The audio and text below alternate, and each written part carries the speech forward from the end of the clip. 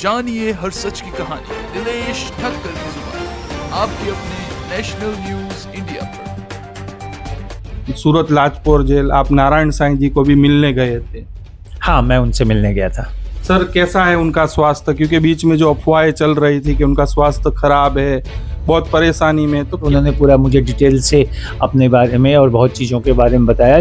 और अपील में तो अभी दूसरे वकील साहब एक हैं, लेकिन साईं जी ने हमेशा मुझे कहा है कि मेरे सारे केसेस में मिश्रा जी आप ज़रूर अपनी नज़र रखिएगा और हो सके तो आप तारीख पे आइएगा। ये सब सारे जितने आरोप उन पे जो है वो बेमनस्य से और साजिश के तहत लगाया गया और वो बिल्कुल निर्दोष है। फाइल को मैंने पढ़ा, ये अपील का एक बहुत अच्छा केस है और साईं जी को पूरा उम्मीद है कि वो हाई कोर्ट से बाइज्जत बरी होंगे। सर, आज सूरत की सेशन कोर्ट में सर डेट थी, आप आए थे और उसके बाद सूरत लाजपोर जेल आप नारायण साईं जी को भी मिलने गए थे।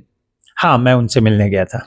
सर, कैसा है उनका स्वास्थ्य? क्योंकि बीच में जो अफवाहें चल रही थी कि उनका स्वास्थ्य खराब है, बहुत परेशानी में, तो क्या है मामला? नहीं, उनका बिल्कुल स्वास्थ्य ठीक है। और जो बाहर की अफवाहों के बारे में मैंने उनसे पूछा भी कि इस तरह के बाहर जो है कुछ ऐसे अफवाह चल रही है जो सही नहीं है, तो उन्होंने कहा कि नहीं, ऐसी कोई बात नहीं। और उन्होंने पूरा मुझे डिटेल से अपने बारे में और बहुत चीज़ों के बारे में बताया, जिसका जिक्र मैं आप लोगों से नहीं कर सकता हूँ क्योंकि ये वकील और क्लाइंट के बीच का मामला है। लेकिन जिस तरह की बाहर अफवाह थी वो बात सही नहीं है।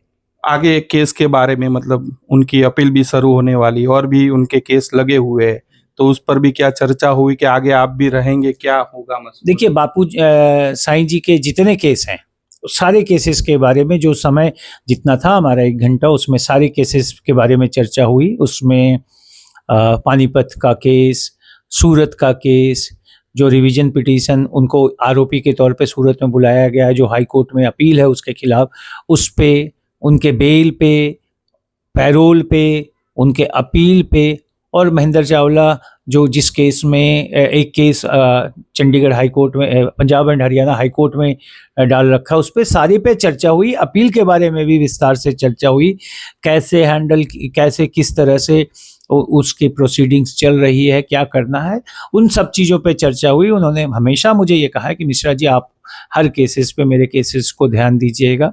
और अपील में तो अभी दूसरे वकील साहब एक हैं, लेकिन साईं जी ने हमेशा मुझे कहा है कि मेरे सारे केसेस में मिश्रा जी आप ज़रूर अपनी नज़र रखिएगा और हो सके तो आप तारीख पे आइएगा।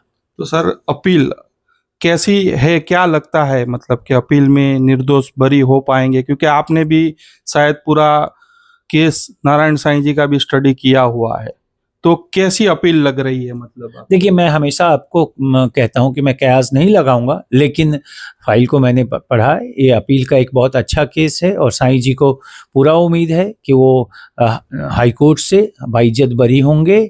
और उनका कहना है कि ये सब सारे जितने आरोप उन पे जो है वो बेमनस्य से और साजिश के तहत लगाया गया और वो बिल्कुल निर्दोष है।